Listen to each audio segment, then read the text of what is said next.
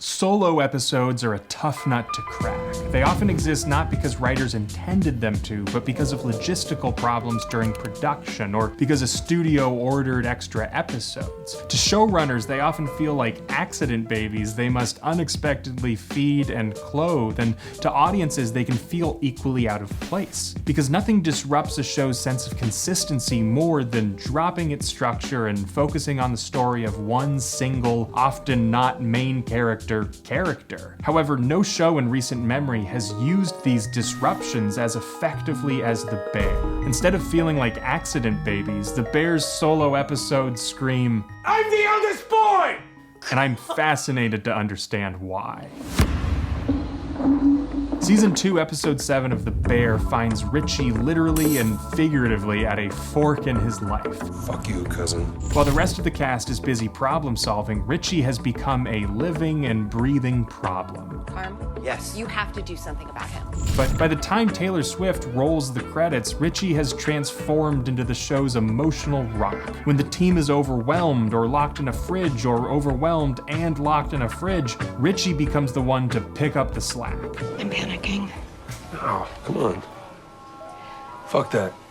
We got this. Unlike other shows, The Bear's writers understood they needed to invest a drastic amount of time to justify this drastic of a transformation. It would be impossible to earn Richie's 2 steps forward, 1 step back growth if it was relegated to B-plot inside a random episode. You sent me there to fucking humiliate me, you fucking jack-off.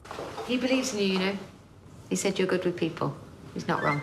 An interesting comparison is that where The Bear invests in solo episodes because of narrative necessity, the writers of Ted Lasso viewed their solo episode, Beard After Hours, as more of a stylistic experiment, saying, "We approached it with the device of what would an episode of Ted Lasso be like if it was told from Coach Beard's point of view." It resulted in an episode that felt more like a short film than a meaningful chapter inside a larger story. And to be fair, they only made it because of production problems, but truly great shows are often able to turn production constraints into creativity.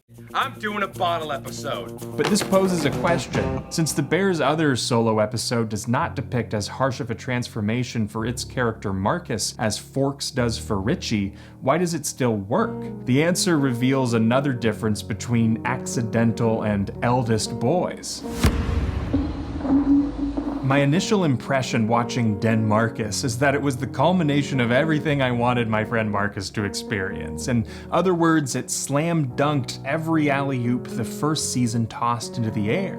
Yo, we need to go to Copenhagen and fuck that place up. What are the 2 ways? Where he used to stand in the cold outside bakeries and create paper collages of fancy desserts, he is now working inside the warm bakery that makes those fancy desserts. But rewatching the episode made me realize that it doesn't just pay off moments from season 1. Despite being a quote solo episode, it actually sets up crucial plot elements for the rest of the season. In it, Marcus describes the exact nightmare about his mom that ends season 2. His FaceTime call with Sydney is a large part of why her later rejection hurts. And even beyond Marcus's own characterization, the episode establishes the fire suppression test and Luca, and it contextualizes Carmi during the flashback episode Fishes. The episode pays off so many threads, I didn't clock how much it also establishes. And I don't want to turn Beard After Hours into too much of a punching bag, but it's worth a comparison because in addition to not tossing future alley-oops for later in the season, its only dunk is based around a conflict it established at the top of the episode. Jane coming? We broke up. Causing its story to resolve in effectively the same place that it started. The difference between The Bear and The Beard feels like the difference between 90s Michael Jordan and 90s me. The Bear also takes breaks from Marcus and Richie's individual stories to weave in other characters because, unlike Ted Lasso, its writers aren't making an arbitrary stylistic choice. Their only goal is to support the larger story the series is telling, and they feel that emphasizing these characters in these episodes is the best way to do that. And so, not to Shyamalan twist you too hard, but I think the actual key to writing a good solo episode is